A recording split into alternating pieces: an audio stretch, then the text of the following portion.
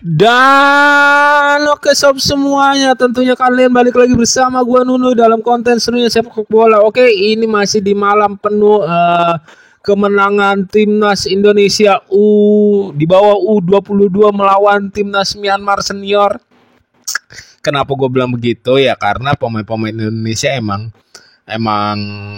keseluruhan bila di rata-rata ya usianya masih 20 tahun. 4 bulan 5 bulan sob, oke. Okay? Yang paling tua ya cuman Asnawi Mangku Alam dan Pratama Arhan aja gitu, oke. Okay?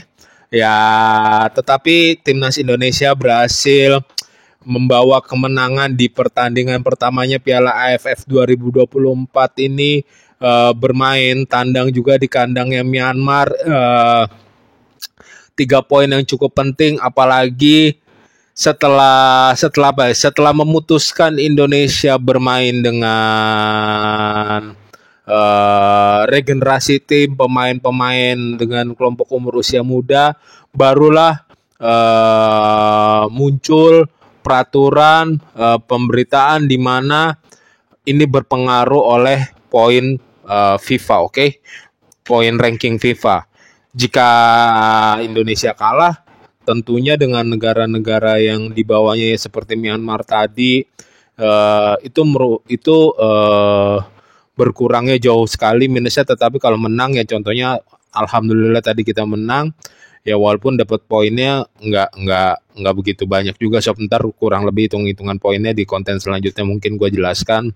Gue belum dapat info detailnya juga bagaimana. Tetapi Indonesia mengamankan poin dengan tipis bermain 1-0 saja di kandangnya Vietnam 0-1. Sebetulnya Indonesia juga kalau dibilang main istimewa luar biasa, enggak juga, khususnya di babak pertama gue mencatat 2 kali 2 kali bahkan 3 kali Indonesia melakukan kesalahan build up, kesalahan passing yang berujung error, bisa di counter Myanmar. Salah satunya nyaris berbuah gol ketika Cahya juga udah out position ya. Kalau nggak salah kesalahan pemain itu kesalahan siapa tuh tadi, Doni Tri Pamungkas. Tetapi di babak kedua harus diakuin Doni Tri Pamungkas bermain baik, bermain solid, bermain rapih gitu. Tapi kesalahan itu nyaris aja bisa membuat gol. Bahkan Cahyanya udah maju, bolanya lewat di belakangnya gitu. Benar-benar kalau lawan keadaan tim yang lebih rapi aja, itu mungkin bisa terjadi Indonesia kemasukan, bisa berbuah gol gitu, oke. Tapi Indonesia bahkan di babak pertama walaupun lebih banyak membuild up, banyak lebih menguasai bola, lebih banyak menjalankan serangan, justru serangan berbahaya dilahirkan oleh dari Myanmar. Cahya sendiri bisa mengamankan 4 kali penyelamatan, 2 kali crucial moment di mana ada tembakan yang udah di cover, ada sutan orang yang udah di cover sama Ferrari tapi berhasil lolos. Untung bolanya masih bisa di tip blok oleh Cahya. Terus ada sundulan juga yang lemparan terus masih bisa dapat Cahya. Terus ada momen lagi, ada yang kita habis blunder, si siapa, Zanadin Faris tuh yang pemain tengahnya. Gue mencatat 2 kali 3 kali dia blunder, 2 kali lah ada blunder berbahaya dari dia. Satu menghadirkan peluang bersih dan berakhir dengan shoot on goal juga ke gawang Indonesia. Itu untung Cahya berada di momen yang tepat, berdiri di posisi yang tepat untuk menangkap bolanya lengket tidak lepas karena itu ada pemain Myanmar lagi untuk menyambut bola.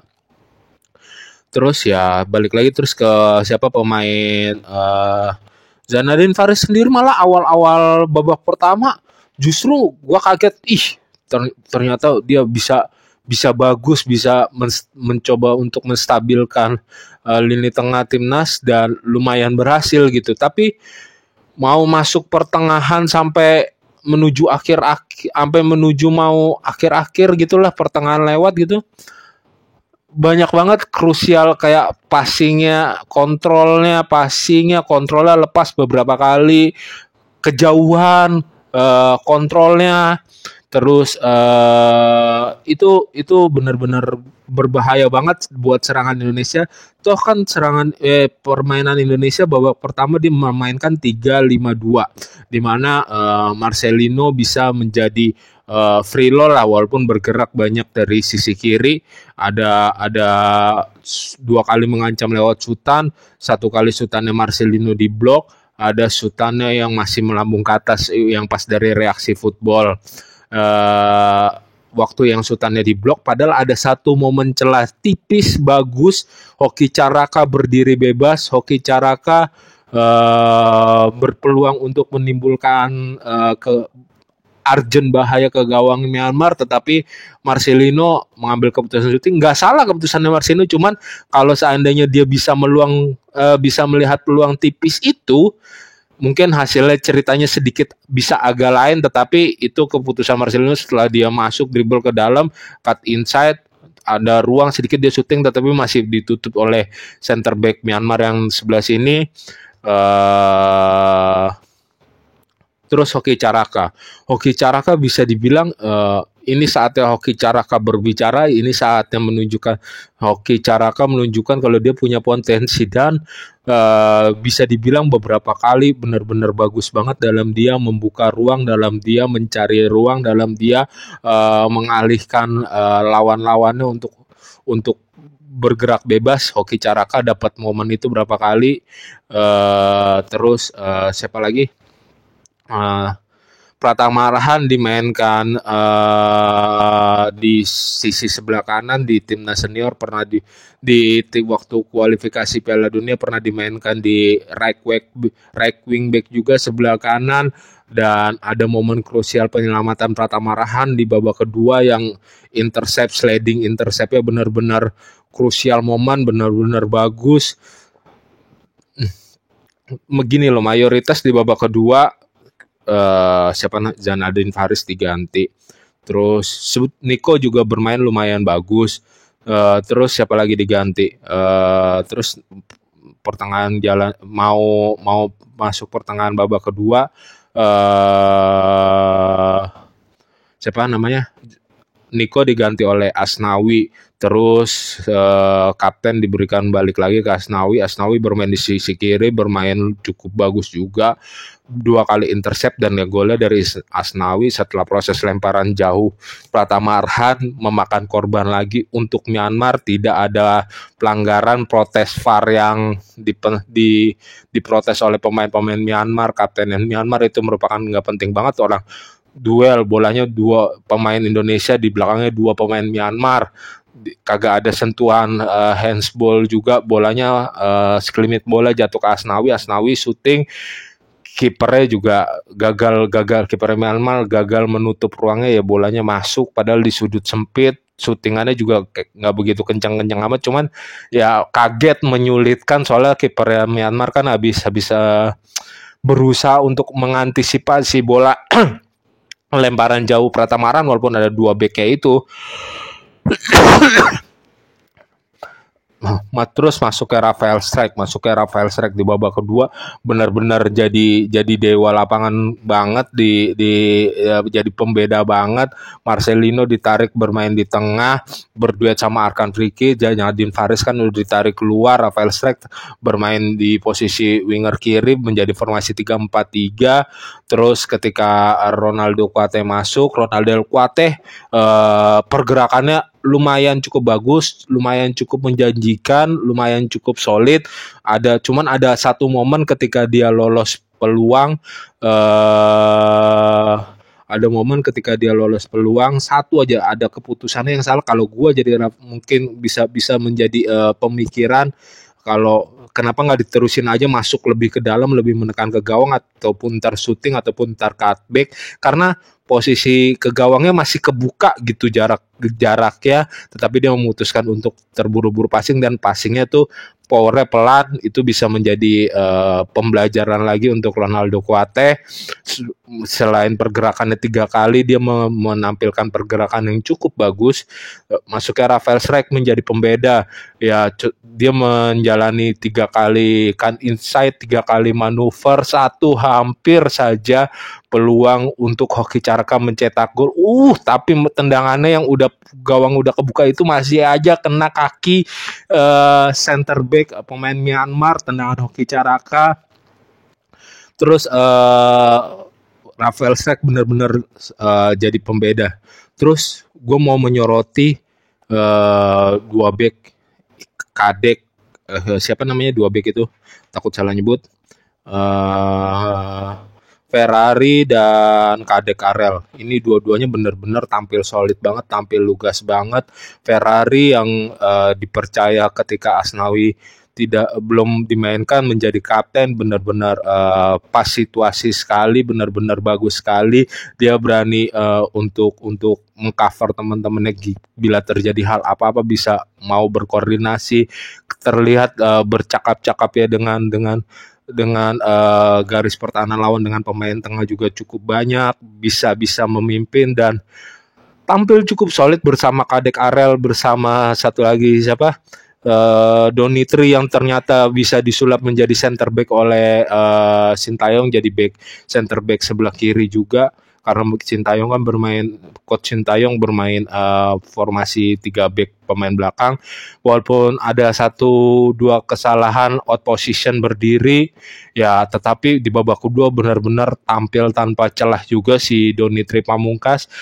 Ya kalau disuruh pilih 5 pemain yang bagus yang menurut gue paling baik itu, pertama ada yang kelima terus ada Kadek Arel, ada Marcelino, terus ada siapa lagi ya, ada Rafael Strike, terus ada Kadek Arel, Hoki Caraka, Cahya, yang ketiga Cahya, Hoki Caraka, Kadek Arel, terus Rafael Strike, karena jelas tampilnya di babak kedua menjadi pembeda, benar-benar keren banget dah, nggak kayak Rafael Strike yang biasanya kita lihat tampil di timnas senior.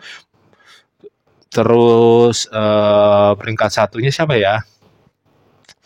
Peringkat satunya Pratama Arhan, pantas sih, ada crucial sliding, crucial intercept momen, terus lagi-lagi kelebihan lemparan jarak jauhnya dengan latihan yang sering dilakukan dengan bola beban berat, berhasil membuahkan gol lagi. Ada crucial momen juga sih dari Pratama Arhan. Ya, walaupun ya gitulah ketika kita bermain di Piala AFF ya. Gue mencatat 4 kali atau 5 kali pemain Indonesia diintimidasi oleh pemain-pemain Myanmar. Yang siapa namanya? Striker tuh. Siapa namanya? Arhan Kakak lah. Palanya sempat didengkulin, Pak. Emang sih pelanggaran pertama Arhan Kakak yang memotong bola, mengambil bola gitu. Seharusnya udah mau lewat kan, udah mau dilewati Arhan Kakak. Tapi tiba-tiba palanya didengkulin lah sama pemain Myanmar. Jadi ya pelanggaran pemain Myanmar, kapten Myanmar itu yang mendapatkan kartu. Terus siapa tengahnya, takut salah nyebut, terus Zanadin Paris yang tadi udah gue bahas, ya mukanya lah nyaris kena tendangan pemain Myanmar ngangkat terlalu tinggi. Marcelino lah kena double kasar dari pemain Vietnam, udah dijatuhin, digebok bola, itu seharusnya mungkin bisa intimidasi, kartu merah mungkin begitu. Orang dia udah jatuh, Marcelino komplain, protes lagi abis dijatuhkan kan, wasit udah manipulate gitu, bolanya dibuang, ditendang lagi dong kena kepalanya Marcelino. Terus siapa yang Arhan lah yang diserimpet di babak kedua, pas lagi jalan diserimpet, jadi Buset dah sakit itu ankle pasti Arhan, ankle apa betisnya gitu. Di babak kedua juga sempat menuju akhir-akhir pertandingan sempat kumat.